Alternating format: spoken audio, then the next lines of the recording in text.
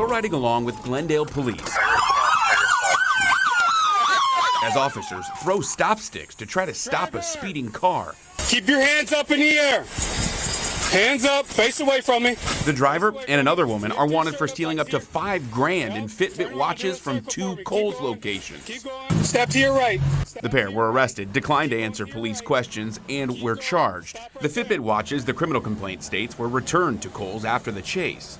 In Greenfield, police say a man stuffed $1,000 worth of makeup into a bag while a store worker watches. In Wauwatosa, other video shows a group stuffing thousands in clothing into suitcases at Macy's. We are seeing an uptick in people running into the stores, grabbing a whole bunch of merchandise in their arms, either walking or running out, and then just leaving, sometimes before the store even realizes what's happening. While Greenfield PD responded to 50 retail theft cases in the month of October, it's just constant. The number of calls is not necessarily surging, but rather the organization and amount suspects are taking. They're just prolific. What are the top sort of stores that people hit in Greenfield? The big box stores, Walmart, Kohl's, Fresh Time, Best Buy, and Ulta Beauty. Take these 2 women from out of state accused of stealing more than $8,000 from the Sephora in Wauwatosa, $3,500 from Brookfield, and almost $4,000 from Mall of America. The criminal complaint states they're part of a traveling felony theft crew, stuffing items in their dresses with some sort of bag system. They're not perfuming themselves for $6,000 worth of product for however long. They're looking to make money off this. They want to flip whatever they're stealing. Yeah. Stolen, flipped items often make it easier for police to catch the criminals, putting them on social media at a cheaper price. They'll put it on Facebook Marketplace. So I could be participating in organized retail theft and I don't even know it. Potentially, yeah.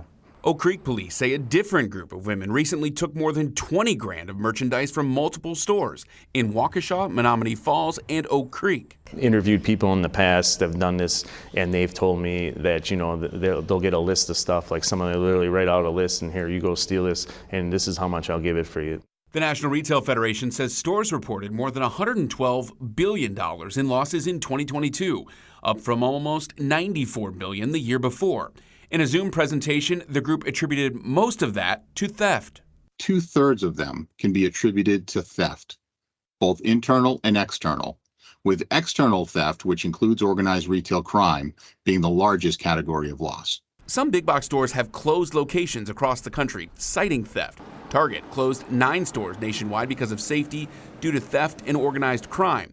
Consumers caught in the middle may be on the hook for the theft they have no part of. What does this mean for me as a consumer? The store really only has 2 options: either go out of business after they've been totally ransacked, or they're gonna have to place that loss onto the consumer.